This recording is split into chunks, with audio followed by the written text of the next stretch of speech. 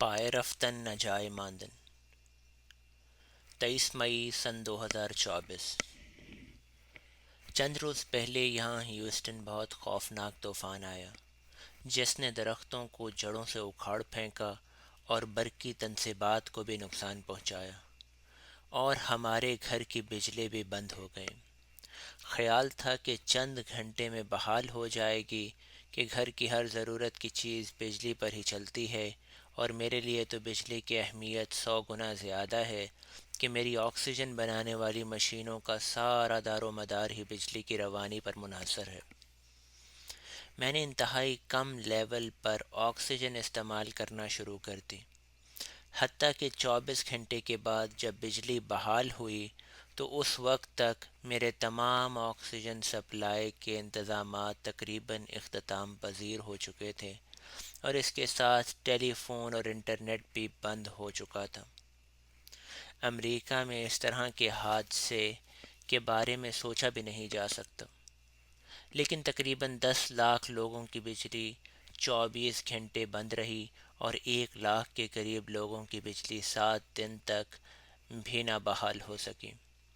آپ خود سوچ سکتے ہیں کہ اتنے ڈھیر سارے لوگوں نے اتنے وقت کے لیے کیا کچھ برداشت کیا ہوگا۔ اور ان دنوں تو مارکیٹ میں جنریٹر ملنا بھی بند ہو گئے کہ مصیبت زدہ لوگوں نے تمام حاضر سٹاک شروع میں ہی خرید لیا تھا۔ پھیپھڑے تبدیلی کے لیے بیلر پروگرام والوں نے مجھے ڈاؤن ٹاؤن میں واقع اپنے کمپلیکس پر آنے کے لیے ایک لمبا چوڑا پروگرام بھیج دیا۔ گھر سے وہاں جانے میں کار کے ذریعے 2 گھنٹے لگ جاتے ہیں، اسی طرح واپسی میں بھی اتنا ہی وقت لگ جاتا ہے، اور وہاں بھی انتظار گاہ میں بہت سارا وقت نکل جاتا ہے۔ احمد بیچارے کا شام 8 بجے تک کچومر نکل جاتا تھا۔ اب چونکہ کئی دنوں تک وہاں روزانہ آنے جانے کا پروگرام تھا، اس لیے یہی سوچا کہ آنا جانا اوبر کے ذریعے کیا جائے تاکہ احمد کم از کم ڈرائیونگ کی مشقت سے تو بچ جائے گا۔ اس کے لیے جتنا بھی خرچہ ہو جائے اس میں کوئی حرج نہیں۔ میرا پہلا ٹیسٹ کولونوسکوپی کا تھا، جس کے لیے میرے اوپر ایک روز پہلے سے کھانا نہ کھانے کی پابندی عائد کر دی گئی، اور مجھے چند گولیاں کھلا دی گئیں، اور میں صرف پانی پی سکتا تھا۔ ان گولیوں کے اثر سے مجھے بار بار ٹوائلٹ جانا پڑتا تھا۔ رات تک میری آنتیں ہر طرح کی خوراک سے فارغ ہو چکی تھیں، اور اگلی صبح سے میرے پانی پینے پر بھی پابندی لگ گئی۔ ہسپتال میں مجھے مریضوں والے گاؤن پہنا دیا گیا، اور نرس نے مجھے 2 عدد برینولاز لگا دیے۔ آپریشن تھیٹر میں میں نے گیسٹرو انٹرولوجسٹ سے کو کہا کہ مجھے بلیڈنگ ہیمورائڈز ہیں، آپ پلیز معائنے کے دوران ان کی بینڈنگ کر دیجیے گا۔ اس ڈھیر ساری مشقت کے دوران مجھ غریب کا بھی کچھ بھلا ہو جائے گا۔ تو وہ کہنے لگی کہ اس سے آپ کا خرچہ بڑھ جائے گا۔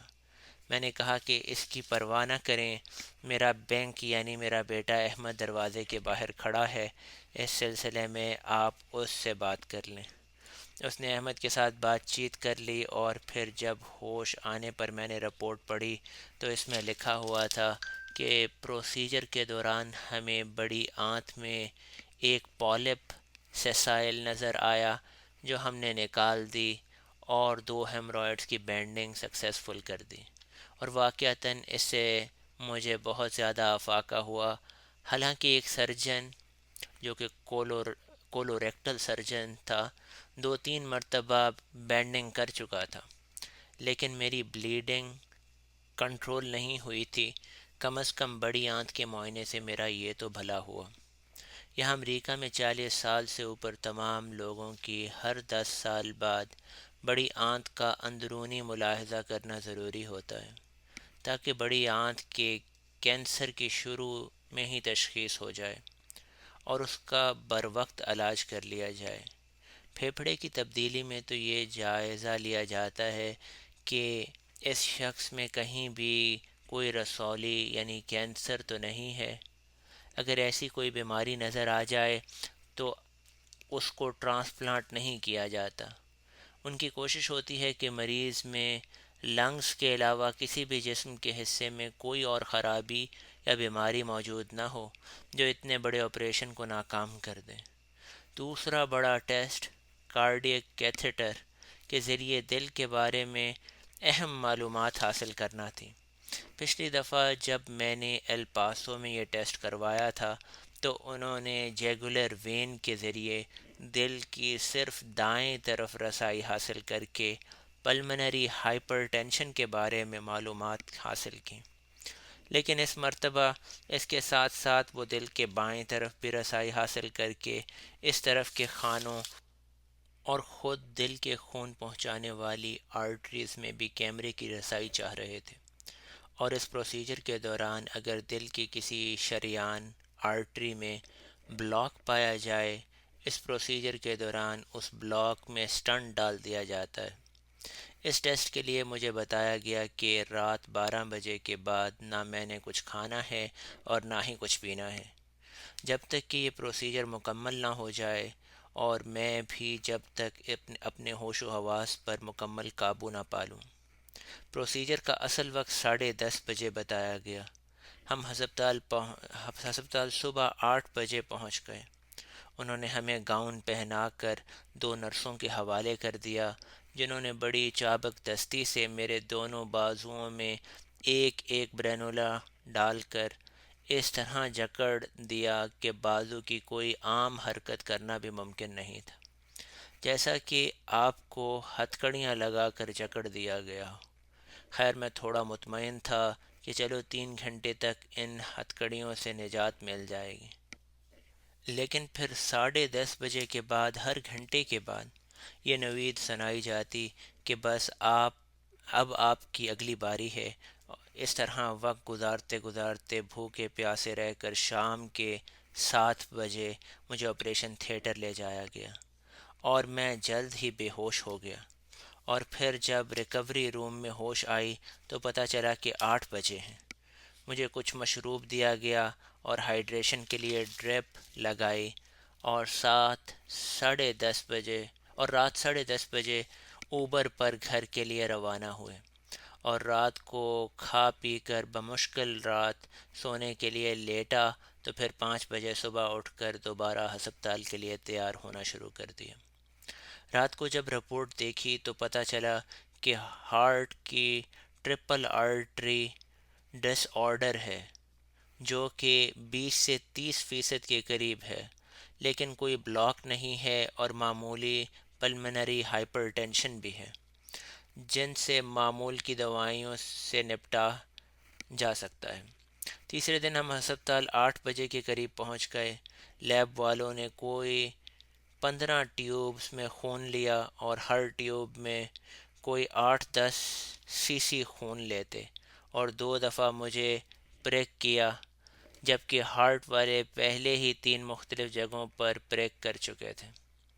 میں حساب کر رہا تھا کہ مختلف ڈپارٹمنٹوں میں 3 دن کے اندر 10 مختلف جگہوں پر پریک کیا، اور مجھے بے ساختہ وہ مصرع یاد آ رہا تھا، یا رب پنبہ مرہم رکھوں کہاں کہاں۔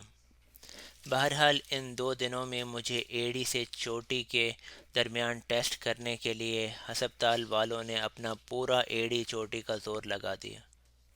جو ٹیسٹ مجھے یاد رہ گئے ہیں وہ نام کچھ یوں ہیں: پھیپھڑوں کا سکین، مختلف قسم کے بے شمار X ray, eco cardiogram, bone density کے لیے سکینز، جگر کا الٹرا ساؤنڈ، اوسوفیگوگرام، کچھ ڈاپلر سٹڈیز تھیں۔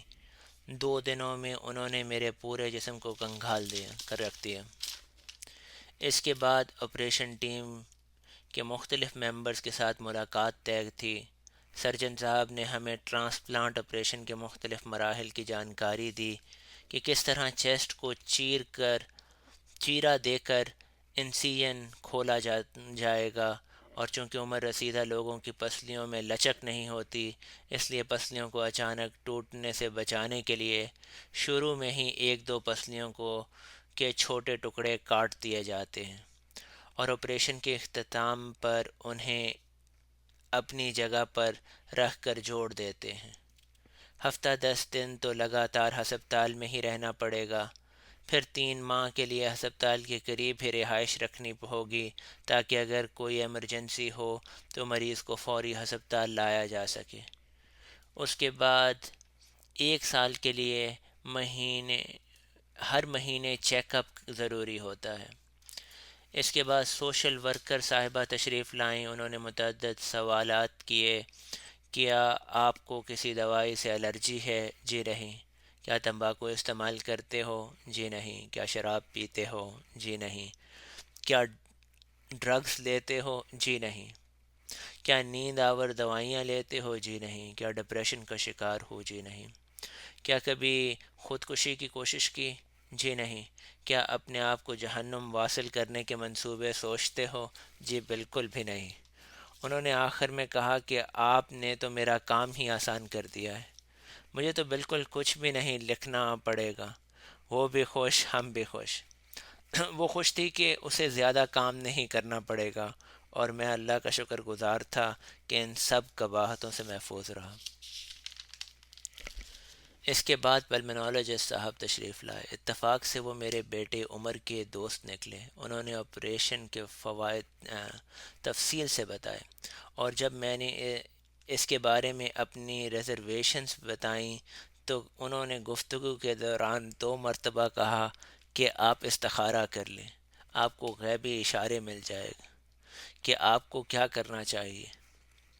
اس پر میں چونکا کہ سائنٹیفک ڈسکشن بالآخر استخارے کی طرف جا رہی ہے۔ اللہ تعالیٰ خیر ہی کرے۔ اور اس طرح میرے ذہن میں جو سوالات تھے وہ استخارے کی نظر ہو گئے۔ حالانکہ میرا ایمان ہے کہ اللہ تعالیٰ نے ان گنت مواقع پر میری غیبی مدد فرمائی، اور زندگی میں جو کچھ بھی ہوتا ہے اسی کے اذن سے ہوتا۔ لا حول ولا قوت الا باللہ العلی العظیم۔